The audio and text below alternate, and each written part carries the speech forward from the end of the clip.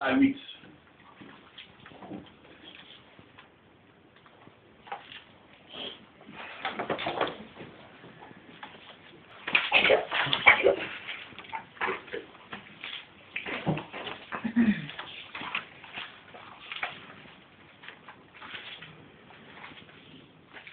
Tu vas jusqu'au verset 10.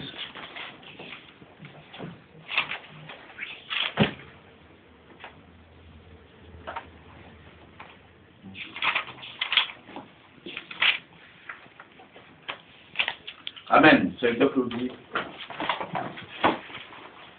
Ah oui.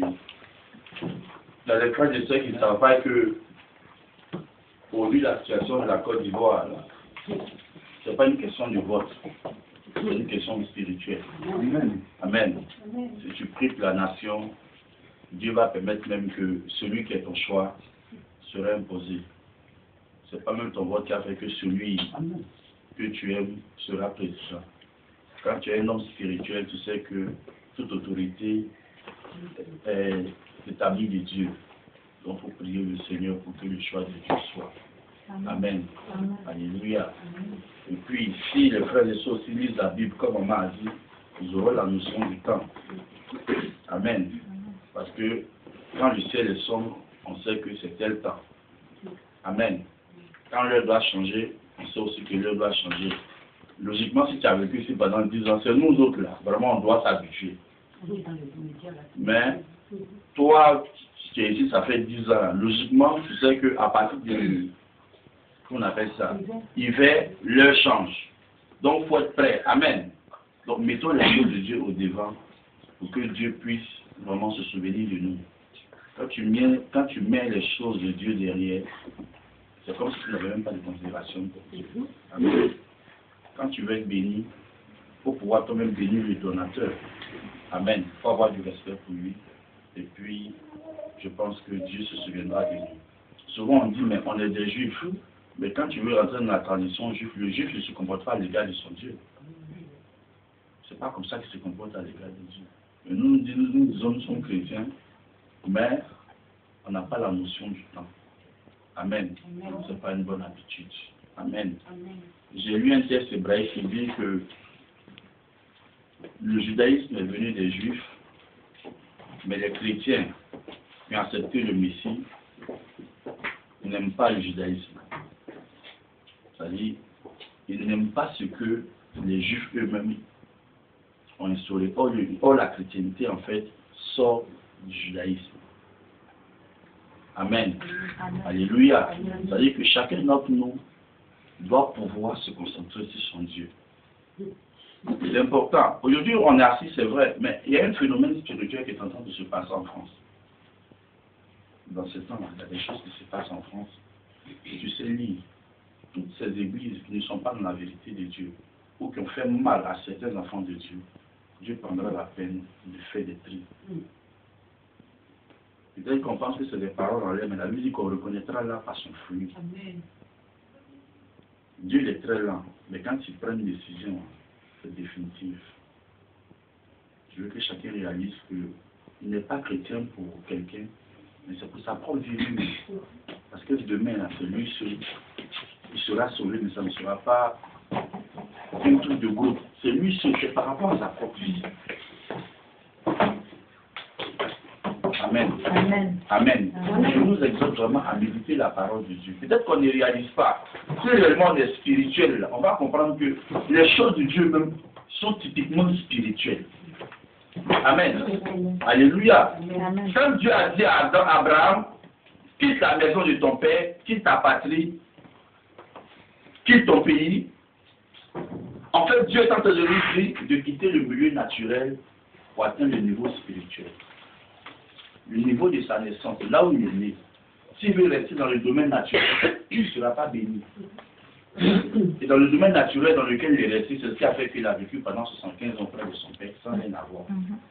Et quand il a pris la décision de suivre Dieu, il s'est attaché au spirituel pour comprendre ce qui est physique. Et Dieu allait avec lui. Donc il a mis les choses de Dieu au devant. Et lui s'est mis derrière. Et Dieu dirige sa vie. Quand tu lis bien le texte, il dit que Dieu a dit à Abraham, je te bénirai toi et ta descendance, mais je changerai, je rendrai ton nom grand. Donc quelqu'un peut pas être grand si son nom n'est pas même changé. Amen. Amen. Amen. Amen. Et pour changer ton nom là, c'est Dieu. C'est pas toi qui vas prendre peut-être gloire, gloire, gloire, gloire, bien, élévation, élévation, élévation, qu'automatiquement tu es élevé. Non. Toute révélation vient de Dieu. Amen. Donc le nom que tu choisis vient de Dieu. Donc on ne prend pas les noms comme ça. Amen. Il dit je rendrai ton nom grand. Donc le nom c'est ton identité. C'est ce qui détermine ton existence. Si tu n'as pas de nom, tu n'existes pas. Amen. C'est par le nom d'Abraham qu'on a su qu'il fait le père de la foi, père d'une multitude. Je veux que chacun comprenne. Il y a trop de révélations de la parole de Dieu. C'est parce qu'on ne prend pas la peine de lire. Aujourd'hui, beaucoup de chrétiens ne savent même pas certains versets de la Bible. C'est dommage. Alors qu'on dit on va à l'église. Bon, tu vas à l'église pourquoi? Logiquement, tu es comme un élève qui va à l'école, mais qui va surtout faire des brigands autour de lui au sein de l'école. Il ne cherche pas à évoluer. Il va pour créer un groupe de brigands et puis il est le chef. C'est pas comme ça l'église. Il faut qu'on réalise. Peut-être que vous ne comprenez pas. Quand vous allez vous asseoir, souvent asseyez-vous à partir de minuit et puis faites un silence autour de vous, vous allez découvrir beaucoup de choses. Que vous ne faites plus pour vous-même, c'est Dieu. Même le sommeil même là, c'est Dieu qui te fait grâce pour que tu dormes. Amen. Amen. Nous les êtres humains, on pense qu'on vit pour nous-mêmes. Mais faisons attention. Amen. C'est le cœur pour vous. Amen. Amen. Je lis la parole de Dieu. Genèse 19, versets 7 à 8. 39, verset 7 à 8. Va jusqu'à verset 10. Je lis la parole de Dieu. Genèse 39, verset 7 à 10. Après ces choses, il arriva que la femme de son maître porta les yeux sur Joseph. Après ces choses, il arriva que la femme de son maître portait les yeux sur Joseph. Et dit, couche avec moi. Il refusa, et dit à la femme de son maître, voici, mon maître ne prend avec moi connaissance de rien dans la maison. Voici, mon maître ne prend avec moi connaissance de rien dans la maison. Il a remis entre mes mains tout ce qui lui appartient. Il n'est pas plus grand que moi dans cette maison. Et il ne m'a rien interdit. Excepté toi. Parce que tu es aussi sa femme. Comment ferais-je un aussi grand mal et pécherais-je contre Dieu? Il n'a pas dit contre l'homme, il dit contre Dieu. Alléluia. Comment ferais un aussi grand mal contre Dieu? Il n'a pas dit contre Potiphar, contre Dieu. Continue. Quoi qu'elle parla tous les jours à Joseph, il refusa de coucher avec elle, d'être avec elle. Amen. Alléluia. Amen. Alléluia. Amen. Est-ce que quelqu'un a compris? Il refusa de coucher auprès d'elle et d'être avec elle. Amen. Amen. Alléluia. Amen. Aujourd'hui, c'est un thème que nous allons méditer, c'est vrai. Mais ce thème va vraiment ouvrir ton esprit sur beaucoup de choses qui nous entourent. Sur les choses sur lesquelles nous sommes passés, mais en réalité, qui sont une destruction pour nous. Alléluia. Amen. Alléluia. Amen. En tant qu'enfants de Dieu, nous ne devons rien prendre la recherche de la maison de Dieu et dans notre vie chrétienne. Alléluia. Tout ce qui nous est présenté, on doit avoir le discernement de savoir si elle est pour notre construction ou pour notre destruction. Alléluia. Amen. Alléluia. Et ce matin, le thème que nous allons développer, ton casier judiciaire doit être vierge. C'est bizarre. Ton casier judiciaire doit être vierge.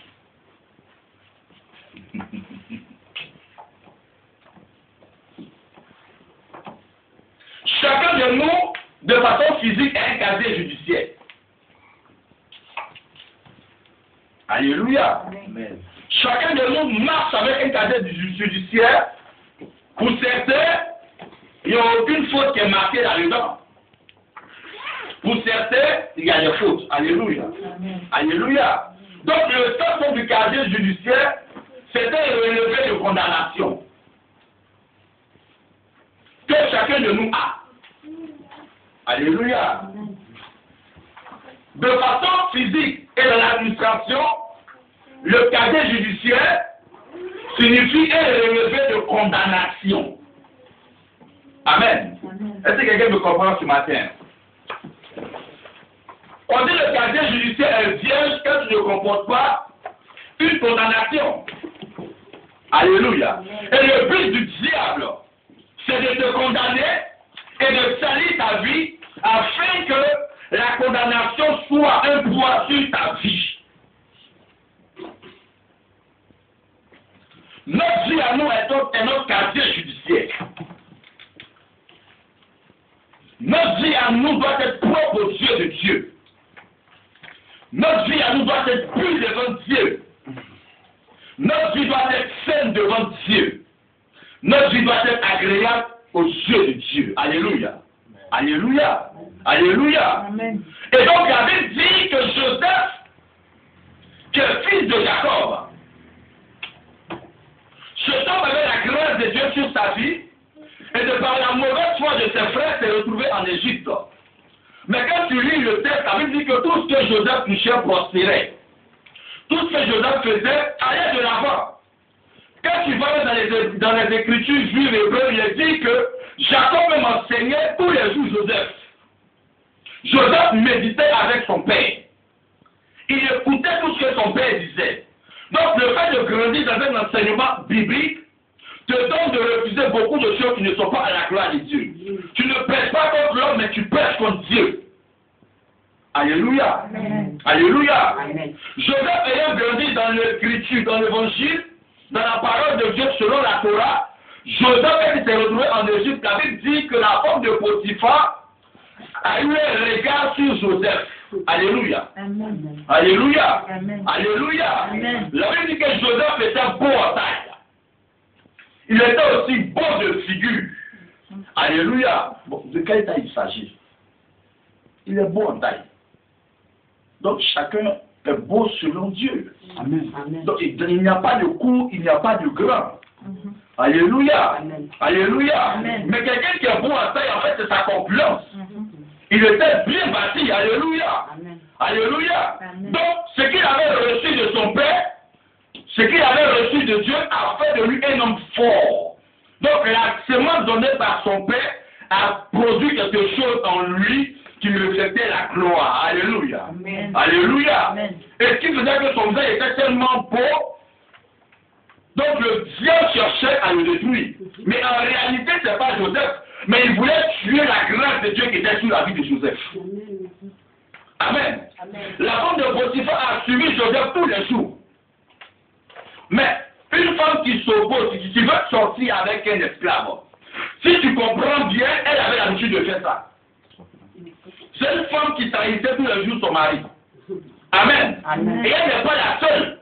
Parce qu'elle a complicité avec tous les gars du royaume. Parce que les gars du royaume savaient que cette femme-là, elle est comme ça. Amen. Amen. Mais elle n'osait pas dire à son mari parce que Potiphar était une personnalité. Amen. Amen. Elle couche avec moi. Sort avec moi. Alléluia. Amen. Alléluia. Amen. Joseph dit, je ne ferai pas ces choses. Donc la femme de Potiphar, en réalité, est un esprit de séduction. Mandaté par le diable pour détruire ta vie, pour détruire ma vie. Amen. Amen. Amen. Amen. Les gens ne viendront jamais vers toi s'il n'y a pas une grâce qui peut l'obtenir de ta vie. Le gars ne t'attaquera pas s'il n'y a pas quelque chose qui l'empêche d'accomplir sa mission. Donc ce qui est en toi, c'est la gloire et la grâce de Dieu. Alléluia. Amen. Alléluia. Amen. Elle a suivi pendant des jours. Elle ne lâchait pas parce que Joseph était trop beau. Pourquoi il n'y a pas sur les autres esclaves? Pourquoi les gens ne s'intéressent pas à ton entourage et c'est à toi seulement qu'on s'intéresse? Pourquoi le sorcier ne s'intéresse pas au monde de ta famille et c'est à toi qui s'intéresse? C'est parce que tu apportes la lumière dans ta famille. C'est parce que tu as la grâce de Dieu que le sorcier se lève. Donc il faut t'attaquer pour voir si réellement ta croyance est est sincère, si ta chrétienté est sincère, Joseph avait tout le droit de devenir heureux dans la maison de Potiphar.